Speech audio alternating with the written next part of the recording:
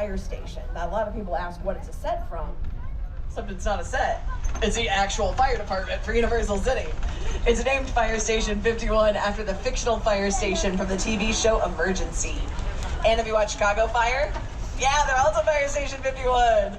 Because now it's a little Easter egg that we hide in different NBCUniversal productions as a tribute to the real-life firefighters here in Universal City.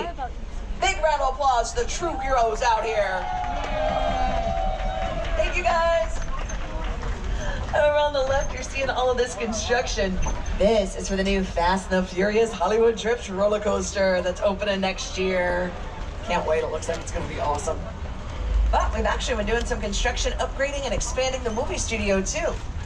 They recently renovated the big building in front of us that looks kind of like a big warehouse, but it's called a sound stage because when the doors are closed, it's about 98% soundproof. So you can build any sort of set in there and then just close the door and keep it isolated. And for years, this one, Soundstage 12, was home to the TV show The Voice on NBC, which still films on the lot. They're getting ready to film the 30th season of The Voice. They just moved to one of the brand new sound stages that we built out on our backlot a few years ago. Before that, the lot was kind of broken into two halves. We had all of our sound stages where we do most of our interior scenes here in our front lot. And we really only had our exterior sets out on the back lot, but now we got sound stages all over the place. Coaches from this season of The Voice, Snoop Dogg. Tell us what it's like filming inside of our new stages. Hey there, studio tour. I'm Snoop Dogg from The Voice. And we tape our show right here in stage 30 and 31 in the heart of the Universal Backlot. These state-of-the-art sound stages allow us to bring every round of our show to life, from the blind auditions to the live finale, and everything in between. Another one of the coaches this season is Reba McEntire, who's extra busy out here too. She's also filming right now for the second season of her new show, Happy's Place. Hey there, I'm Reba McEntire and welcome to Happy's Place. We shoot our heartfelt comedy right here on the Universal lot. Now, unlike most TV shows, we are a multi-camera sitcom, meaning several cameras capture every scene from a different angle all at the same time. Each episode takes about a week to make, from the first read-through of the script to rehearsals to taping in front of a live studio audience. And let me tell you, every step is a blast. Enjoy the ride and we'll see you at Happy's Place. I've actually been filming a lot of TV out here. Like, we just wrapped the 4th and final season of the show Bel Air that airs on our streaming service Peacock and these sound stages over here on the right. Right now, we're filming things like the 5th season of Hacks on HBO Max with Gene Smart and Hannah Einbinder. The 4th season filmed all over the lot. The 3rd season of Loot with Maya Rudolph on Apple TV has been filming out here. Also mentioned we filmed that new show, The Paver, that streams on our streaming service Peacock and on NBC, and the soundstage is coming up on the right, actually. And we also used for a new show called The 5-Star Weekend with Jennifer Gardner and Regina Hall. And we're also filming for the 2nd season of St. Denis Medical. And I can't wait for this one. We've been filming a new series adaptation of The Burbs, the kind of cult classic movie from 1989. This one's going to be a series on Peacock starring Keke Palmer and Jack Whitehall. The really, really cool thing is they're filming on the exact same road where they filmed the original movie The Burbs with Tom Hanks. I'm gonna drive right through their sets later on the tour too. And these are just some of the TV shows filming. We're also filming movies, commercials, music videos, promos. And we don't just film. We also do our pre-production like writing and casting, get ready to film. Post-production like editing, but also test screenings and marketing campaigns. We do all that out here. So coming up on the right, we're gonna see the Minions hanging out in front of the Illumination sign. Illumination is the company that brought us Despicable Me and The Secret Life of Pets. They're one of the companies that have their offices out here in our lot. So does Seth MacFarlane. Another show we've been filming is the prequel series for Ted. You're gonna see Ted hanging out in front of the offices we call our production bungalows coming up on the left. And Mark Platt Productions have their offices out here. They're the ones that brought Wicked to the big screen. Don't miss Wicked for good, only in theaters, including our very own Universal Cinema up on City Walk, streaming right now. Goodbye, Dorothy. Bye, Dodo. It's just that one road the whole time. What a touching display. Shiz. I scare you? I'm a public figure now. People expect me to Lie? be encouraging. Are you crazy? We couldn't be happier.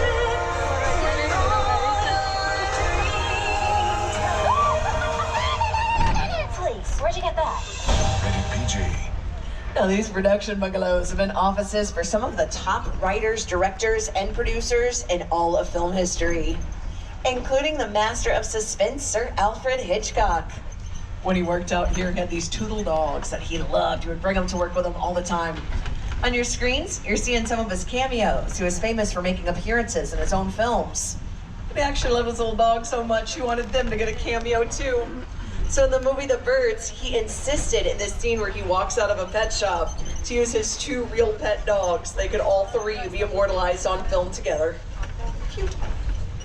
Here's his infamous silhouette painted on the side of Bungalow 5195 as a little tribute to him. That was his office when he filmed Alfred Hitchcock Presents out here. And just past our historic production bungalows, we got some of our new offices. These are pretty cool too. They're attached to a couple of new sound stages that I mentioned. Really convenient. They built these 2 stages so close to the Backlot. The very first production to use these was Hairspray Live with Jennifer Hudson and Ariana Grande. Because it was a live production, they could film the interior scenes inside of the sound stages.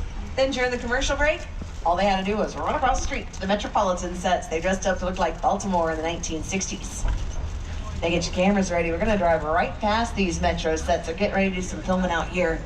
But also get your 3D glasses ready because we're making our way to King Kong 360 3D. It's the original King Kong that made me want to direct movies. I saw that movie on TV when I was about real life. King Kong literally does that. I mean, you're on board the ship, you're sailing to a lost island, you're encountering monsters and creatures from, prehistoric times. So I was thrilled when Universal invited me back to Skull Island, and it's great to have you along for the ride.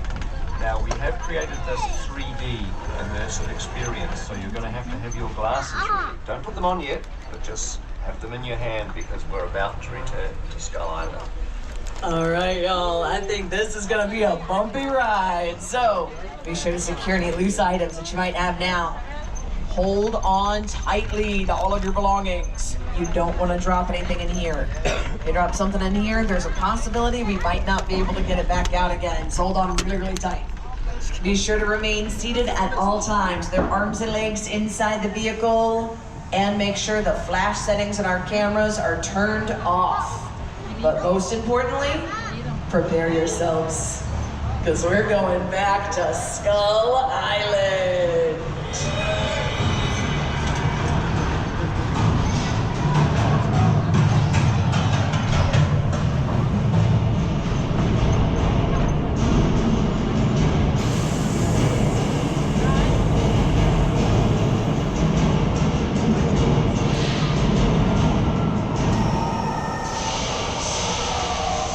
Glasses on, everybody. We're back in Skull Island.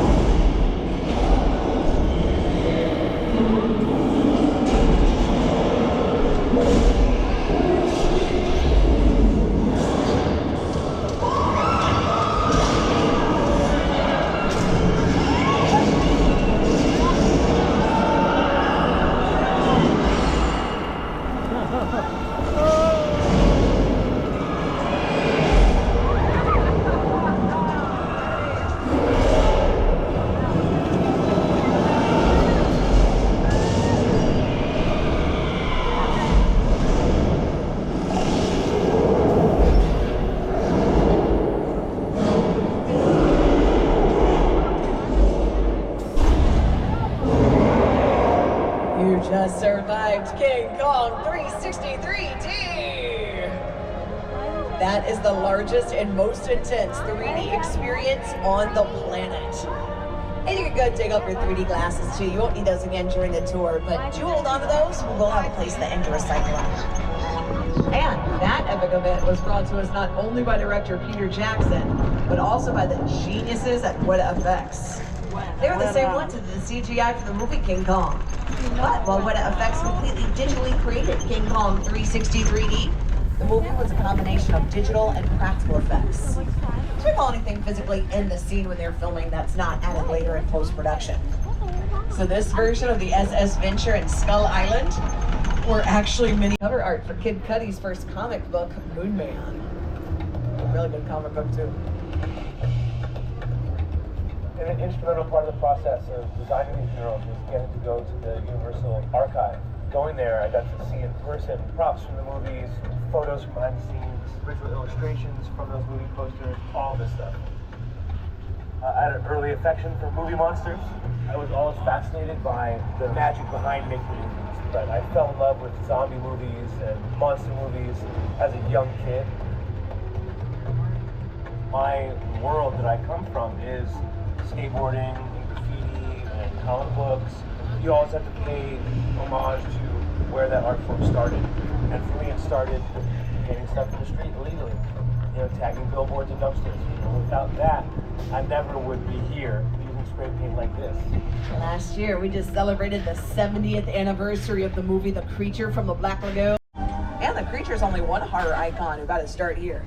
Dracula, Frankenstein, the Wolfman, the Hunchback of Notre Dame, the Invisible Man. Oh, it's right there.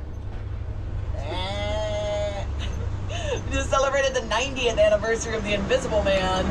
And they all got their start in the exact same place. This next part of our lot that we call Little Europe. Now, we call it that because we can dress it up to look like any European town we want. Really just by switching up the languages on the signs out here. But to be honest, I mean pretty much anywhere. The original Mummy movie with Boris Karloff filmed out here. They dressed it all up to look like Cairo, Egypt. Since then, it's been Tortuga for Disney's Pirates of the Caribbean on Stranger Tides. This was even The Perfect Afterlife, one of my favorite shows. The Good Place with Kristen Bell and Ted Danson. You, Eleanor Shellstrom. The afterlife? I have never ever seen this. You're in the good place. You're not supposed to be here. On your screens, you're seeing this yogurt shop that looks like it's really, really big, but it's kind of an optical illusion. All you had to do is strategically angle the camera. The double doors on the building are intentionally made smaller than regular double doors, so that way they look like they're really, really big, really oversized, but far back. It's a technique called forced perspective. It makes the whole area look way bigger, especially when we add in some dimension by putting in our tables, chairs, umbrellas, having a couple people walk in front. Because in reality, this building with the blue doors right in front of us is where they were filming. You can see how much smaller the set looks in real life, but on screen, that becomes this. Can't risk going to the bad place. Maybe it's not all that bad. Hi there. How can I help you? What is the bad place like? Well, it doesn't sound awesome. One place that is pretty awesome. Coming up on the right, we call this next area our Court of Miracles, and the very first time the Frankenstein image played by Boris Karloff was ever caught on film happened right out here. And Universal has continued to revolutionize the horror genre. Our classic movie monsters have been some of the biggest inspirations to some of the biggest names in the horror genre today as well. Maybe you'll look at the monsters. Dracula, Frankenstein, Wolfman, Bride of Frankenstein, The Mummy, The Hunchback of Notre Dame, The Invisible Man, Phantom of the Opera. Classic films are just brilliantly made. That Frankenstein image, Flathead. Also, can we give a big round of applause to the crew? Because look how awesome this looks. You guys are doing such a good job out here. It looks so good. The studio's Mummy movie really scaring me. They still ring in our memories now, and we love them.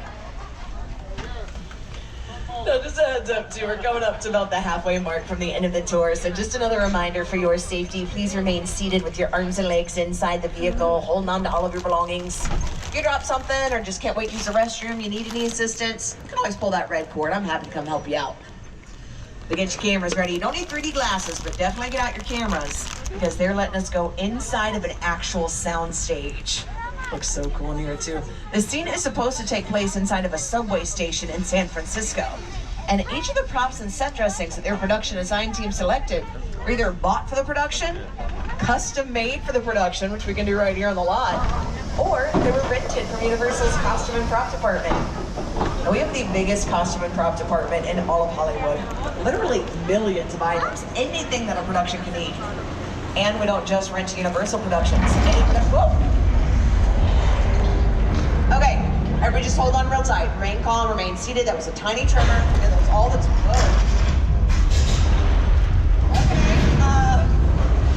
Okay, I guess hold on really, really tight. This is just a little bit bigger of a tremor than I thought it was going to be. I'm sure it's fine.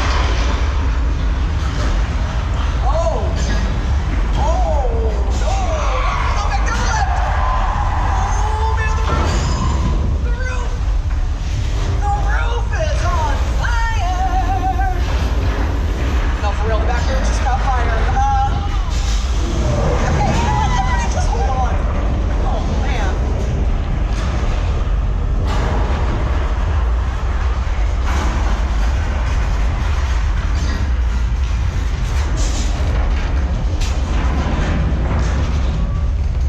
What is that sound? That sounds a lot like a runaway subway train! Oh, okay. Oh, come on, is it over? No warning! Look out!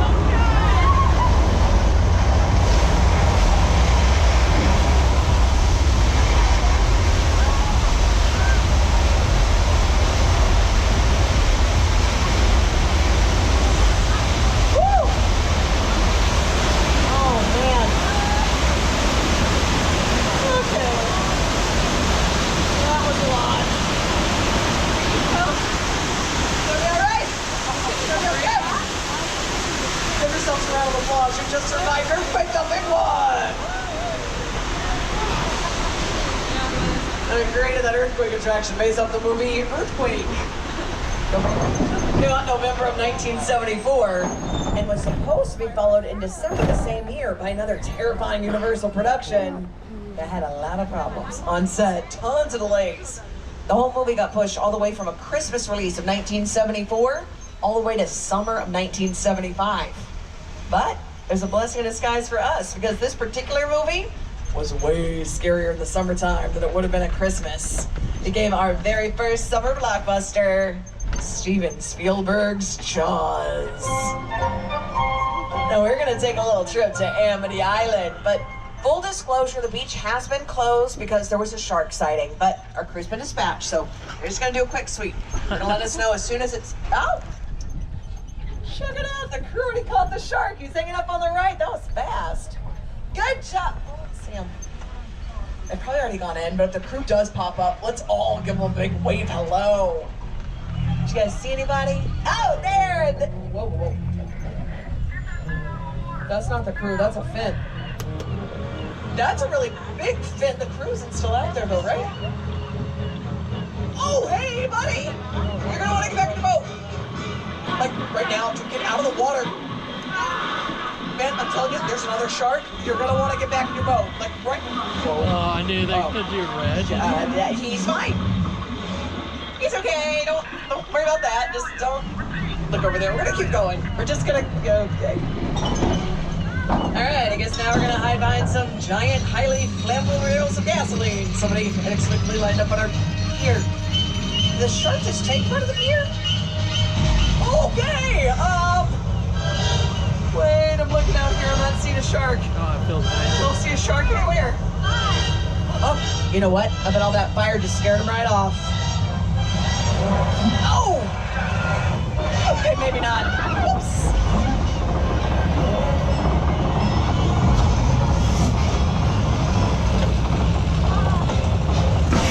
You just met the literal biggest horror icon of the 1970s, Bruce the Shark from the movie Jaws.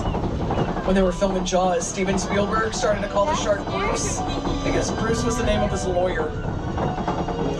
Luckily for him, his lawyer worked a lot better than the mechanical shark. That's why they had so many problems and so many delays. They tested their shark in a freshwater tank and he swam around and worked perfectly. But then for realism, they decided to film on location at Martha's Vineyard. But nobody thought about the fact the salt water might react differently. So they put Bruce in the water. The salt jammed up all the gears. And the entire mechanical shark sank to the bottom of the ocean by the end of the first day of filming. I know, right? Yikes. I mean, it worked out for us, but woo! Now, anytime you have water in a scene, though, it's going to add some extra challenges. Like when you see a big rainstorm on screen, usually we got to make those ourselves. So we're going to show you how in the next area we call Old Mexico. Got our crew all set up. We're going to combine a few different elements together to create the overall illusion. To make it look like there's lightning, all we got to do is hide some strobe lights out here. And then for our rain, we're going to take some sprinklers and just... Oh, hold on. Hey, guys. Hey, were you on the sprinklers? Awesome, thank you. Right, to make the rain, again, we just take sprinklers, kind of like a high-powered version of what you might use to water your lawn. Put them out of view of the camera up on these poles, and instead of spraying the water straight down, they shoot the water into the air. Then it can fall naturally to earth, and on screen, looks more like real rain. All right, I think we get the idea. We can go ahead and kill the sprinklers. Thanks again, guys.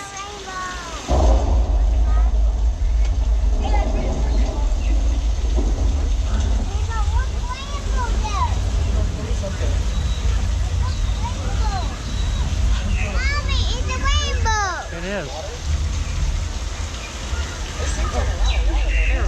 Okay, look out! Water! Flash flood!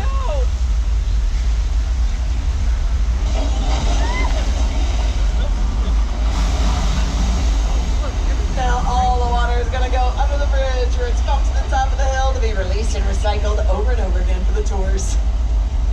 But that's not just for the tours. That's a real set. Lady Gaga filmed a music video out there. She refused to use her stunt double. She got hit by all that water. Just stood there looking fantastic, didn't flinch. I know, right? It's like, we get it, Gaga, you're amazing. This is how it looked in the movie Big Fat Liar with Paul Giamatti.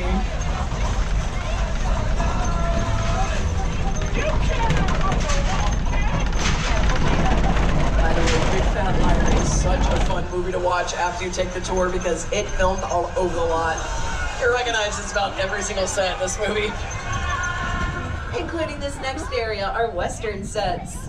We call this part of the lot 6 points because originally it was 6 streets that met in a somewhat central point. And since each one had its own bank, jail, saloon, whatever you could eat to make a good old-fashioned Western, in this silent film era, we didn't have to worry about any sort of audio overlap. So we could record 6 different Westerns at the same place at the same time. Now granted, they're a lot shorter back then. I mean, like minutes long instead of hours, but we were shelling out over 200 Westerns a year. This was our bread and butter when we first opened. And even though they're some of the oldest sets still standing in Hollywood, we do still use these. If you saw Sony's Once Upon a Time in Hollywood with Leonardo DiCaprio and Brad Pitt, yeah, the movie within the movie, filmed right out here. They're actually out here just a couple weeks ago, filming for a new episode of Hacks, too. So, still use these to this day. And pretty much every studio made Westerns at the beginning of filmmaking. It's a genre that kind of kicked off the whole industry. Years later, though, each studio kind of became known for our own genres. Like, Universal was famous for the monster movies. MGM was famous for the musicals. But we're the ones that filmed the bright, happy, shiny musical Showboat. We also filmed at that same lake that was once the Black Lagoon from Creature from the Black Lagoon, so looked a little bit different. And we're gonna pass by our Jaws Lake one more time too, so I wanna let Steven Spielberg himself tell you what it was like creating this fan favorite attraction for our tour.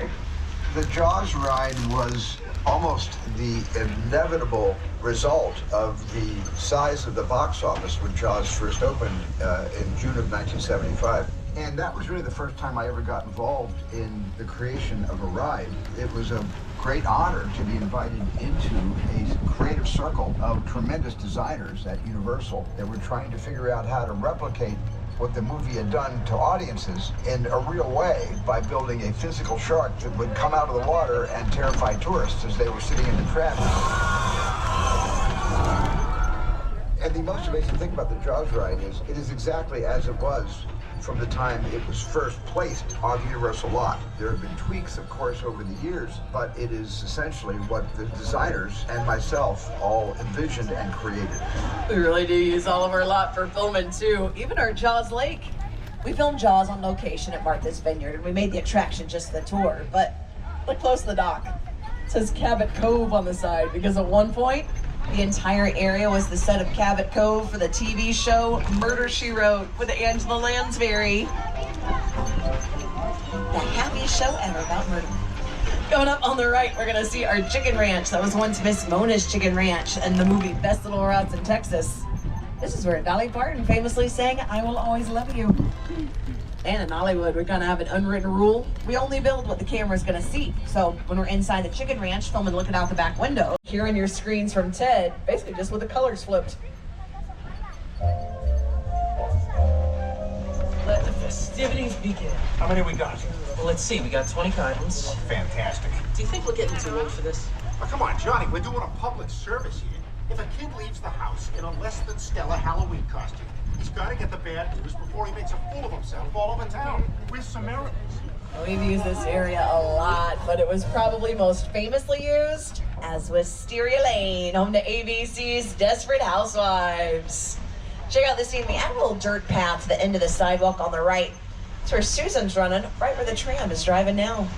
If there was one thing everyone in suburbia can appreciate, it's a good neighbor. So you can see how much bigger these sets look on screen than they do in real life, too. And a lot of these still look really similar, like Susan's Yellow House right here on your screens. It's a Yellow House on the right. We recently used this for the TV show Never Have I Ever on Netflix. And the purple house right next to it is the original house from the TV show The Munsters. So you can see how much just a coat of paint can change the look. But I mentioned most recently we've been out here filming for that new series adaptation of The Burbs. I believe that's going to hit Peacock on February 8th. This is how the same road looked in the original movie The Burbs with Tom Hanks. It was also used for movies like Casper with Christina Ricci, was Nellyville for Kelly Rowland and Nelly's music video Dilemma. And from a Desperate Housewives fans, in the second season, there's a huge plot line where Edie Britt's house burns down. The truth is, we just had an old set out there that the showrunner Mark Cherry hated. He thought it was hideous. So they got their second season. He asked the writers to come up with a scene where the whole set burns to the ground. Basically just to have an excuse to get rid of it so he wouldn't have to keep looking at it. Then he got the producers to pay to build them a better set to replace it. Work smarter, not harder. And when we're designing the road for filming, though, we gotta think of every detail. Like on your screens here, the cars parked on the side of the road, we gotta add those. They're called picture cars, but it's what we call any vehicle caught on camera and seen by an audience. Whether it's driving or not, whether it's a car or not. The bicycle the newspaper delivery kid is riding, that's a picture car. Boats, planes, trains, all of them count. And get your cameras ready, because on the left, we're gonna see some of our favorite picture cars from movies like Jurassic Park and Jurassic World. Keeping the dinosaur theme going. Next to those, we have some really fun cars from the Flintstones. Some of the most famous picture cars in all of film history from the Fast and the Furious franchise. And one of my personal favorites, Bumblebee from Transformers.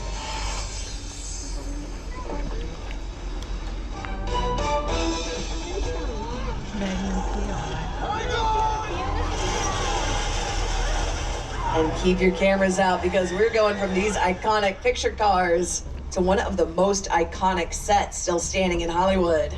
We're checking out the Bates Motel and the original screen-used Psycho house from Alfred Hitchcock's Psycho. And on the way, we'll see our official scale replica of the Hollywood sign we made with Hollywood's Chamber of Commerce. Just add a little holly jolly to our Hollywood sign recently, too, for our Grinchmas festivities.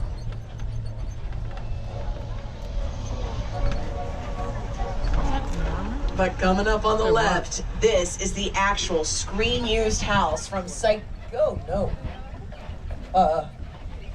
Okay, apparently Norman Bates is home. Hi, Norman. We're just passing through. Okay, he's got a knife, so we're just gonna get going.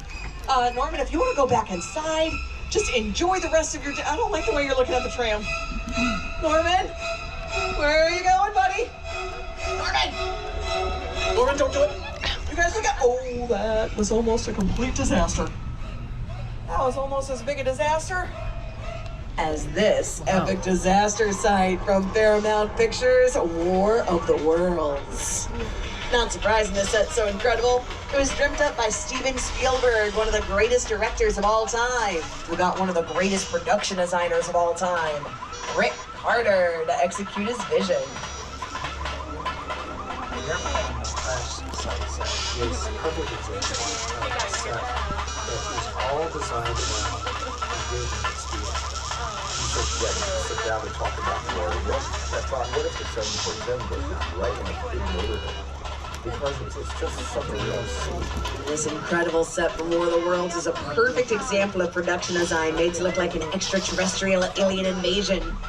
Another perfect example is in Jordan Peele's movie Nope.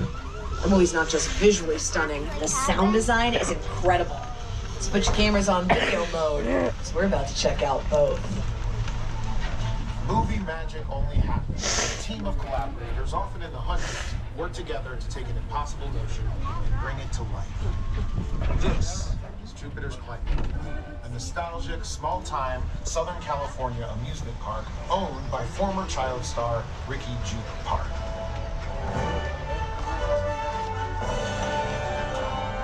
Over there, look into the winking well and have your picture taken just like the kids in that old 90s movie Kid Sheriff.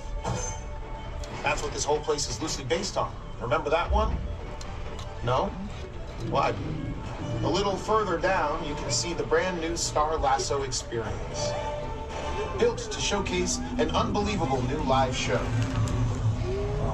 It's not looking so live anymore. Anyway, behind this Hollywood fantasy, the gold rush frontier lies a sinister secret. It is smack dab in the center of the hospital. Welcome to the world. Now close your eyes. Listen to how just the sound design can not only build suspense, make it feel like things are moving around us, when in reality, nothing is.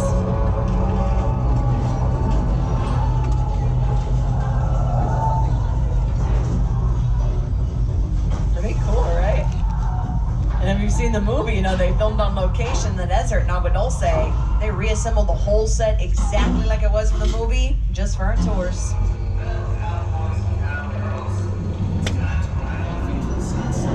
Fitting finale for the tour, too, the fictional Jupiter's Claim theme park from Jordan Peele's movie Nope. So now we're going to make our way back to the real theme park. And on the way on the right, we'll see one of the largest freestanding backdrops in the entire world. It's called Falls Lake, and right now it's bright blue. It can also be bright green. Either color works for green screen technology. It doesn't really have to be green. The cool part, though, is this big pit in front. Holds almost 3 million gallons of water. It's where Norman Bates and Marion Crane's car in the movie Psycho. They added the backdrop to the sequel to Jaws, Jaws the Revenge in 1987. Didn't even use CGI. Just painted the clouds onto the backdrop, moved the camera out a bunch so you couldn't tell they're always the same. Weren't they the best?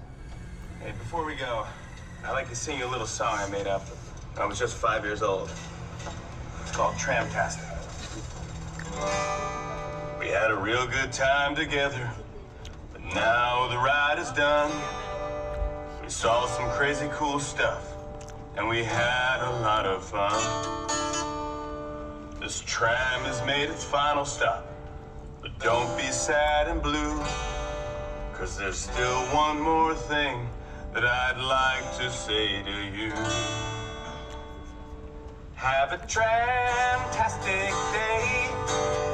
Have a tramtastic night. Watch your step as you exit the tram, and everything will be alright. Come on, have a tramtastic day. Have a tramtastic night. Just watch your step as you exit the tram, and everything will be alright. Just the dads now, and everything will be alright. Just the moms, and everything will be alright. Just Jaws. Okay, have a tramtastic day. Have a tramtastic night. Just watch your step as you exit the tram. Everything will be alright. Yeah, thank you for coming to the Universal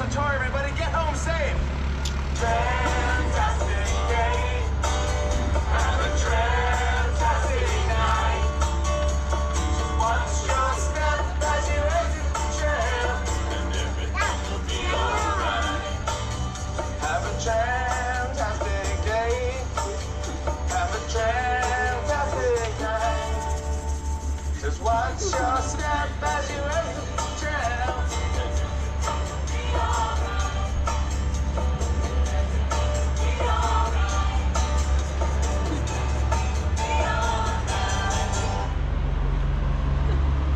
Time's rock and roll. Bring the noise. What do you already hear? Alright, guys, listen, this is the blues riff with B. Watch me for the changes and try and keep up, okay? 1, 2, 1, 2, 3, 4. She got written down the rain.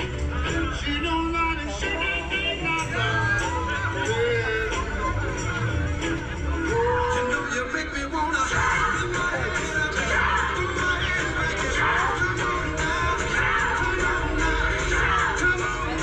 Oh my gosh, look at her butt.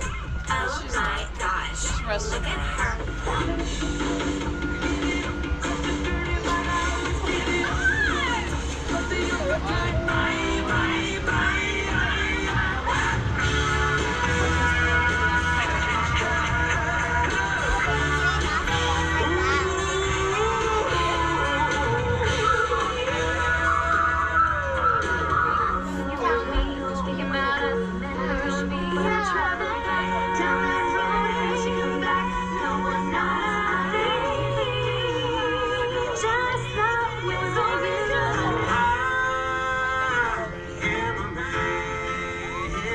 Constant sorrow.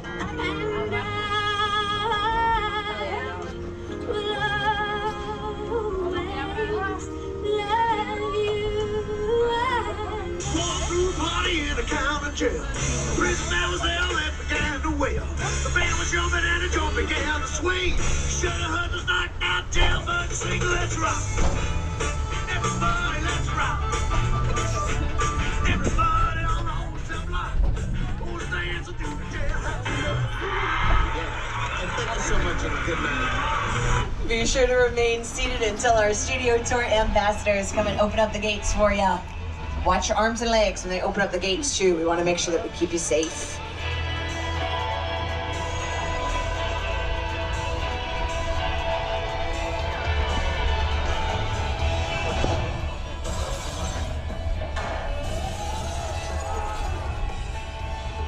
And as they're filling up, let's give a giant round of applause to our studio tour ambassadors, the people that keep the entire show moving. Thank you to our studio tour ambassadors. Woo! And thank you to all of you. Have a great rest of your day, everybody. Bye. Merry Christmas, everyone.